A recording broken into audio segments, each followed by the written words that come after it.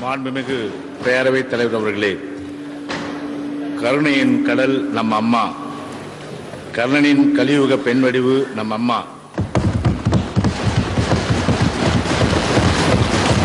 கரையேழு வள்ளல்களின் ஒருங்கிணைந்த ஓர் திருவுருவம் நம் அம்மா. நான் இருக்கும் வரையில் ஆதரவற்றோர் என்று யாரும் இல்லை என அகமும் முகமும் நெகிழ்ந்து மலர்ந்து தொட்டில் குழந்தை திட்டம் தந்து தொடுவானையும் புகழால் தொட்ட பூமகள் பூரண நிலவு நம் அம்மா. நீங்கள் மக்களோடு தான் இருக்கின்றீர்கள் தாயே. அம்மா தாய் சேய் நல பாதுகாப்பு பெட்டகமாய், கிராமப்புறங்களை செப்பனிட்டு செம்மாந்த தாய் திட்டமாய், அம்மா மருந்தகமாய், எல்லோரும் எல்லாமும் பெற்றிட வேண்டும் என்று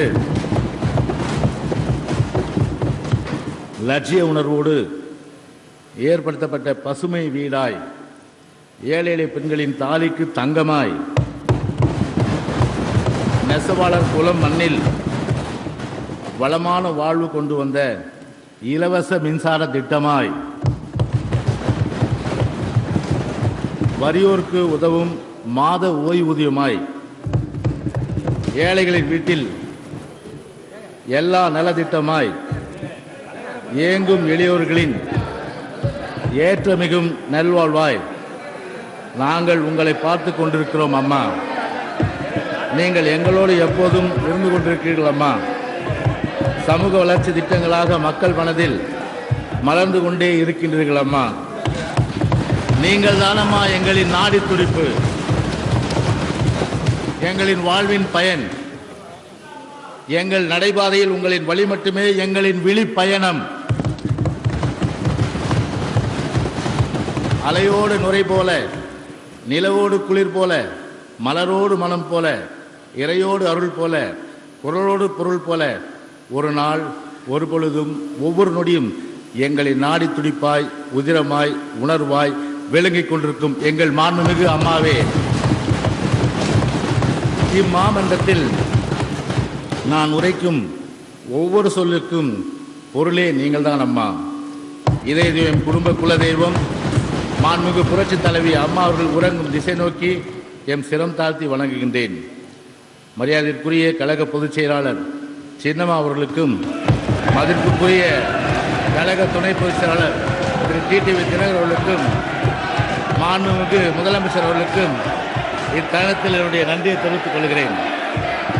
இன்றைய தினம் அம்மா உங்கள் பெயரின் பின்னிருந்து இம்மாமன்றத்தில் வரவு செலவு திட்டம் சமர்ப்பித்த நல்வாய்ப்பை வாக்களித்திட்ட எமக்கு அளித்திட்ட உங்களின் அருள் பொற்பாதத்தை எம் வெளியில் வருடி எம் நன்றி மலர்களை மலர் தூவி காணிக்க செலுத்துகின்ற தாயே, விண்ணிலிருந்து எம்மை வாழ்த்துகின்ற தாயே, மாண்புமிகு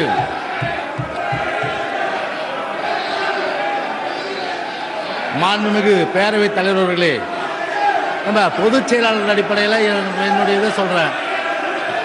ஒன்றா உலகத்து உயர்ந்த புகழல்லால் ஒன்றாது நிற்பதொன்றில் ஒருவரின் உயர்வால் பெற்ற புகழ் மட்டுமே இவ்வுலகத்தில் என்றும் மறையாமல் நிலைத்து நிற்கும் என்ற தெய்வ புலவர் திருவள்ளுவரின் இந்த பொய்யாமொழியை நமது போற்றுதலுக்குரிய மறைந்த முன்னாள் முதலமைச்சர் புரட்சி தலைவி அம்மா அவர்களின் வாழ்வு மெய்ப்பித்துள்ளது.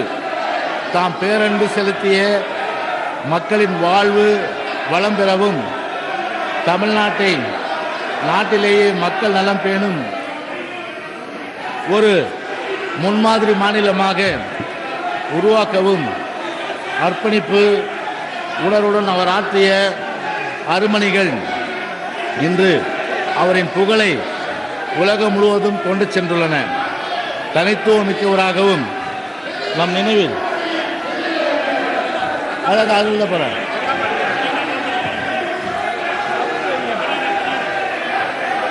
மாமனிதராகவும் விளங்கி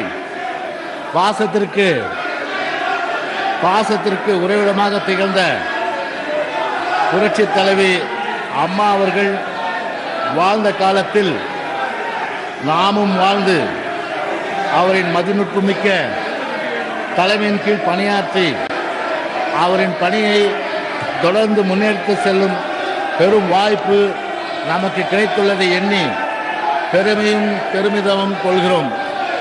இந்த மாமன்றத்தில் குன்றா விளக்காய் ஒளிர்ந்த அம்மா அவர்களின் திருவுருவை நமது இதயத்தில் நிலைநிறுத்தி நாட்டிலேயே முதன்மை மாநிலமாக தமிழ்நாட்டை உருவாக்க வேண்டும் என்ற அவர்களின் கனவினை நனவாக்க நமது வாழ்வை மீண்டும் அர்ப்பணித்துள்ளோம்.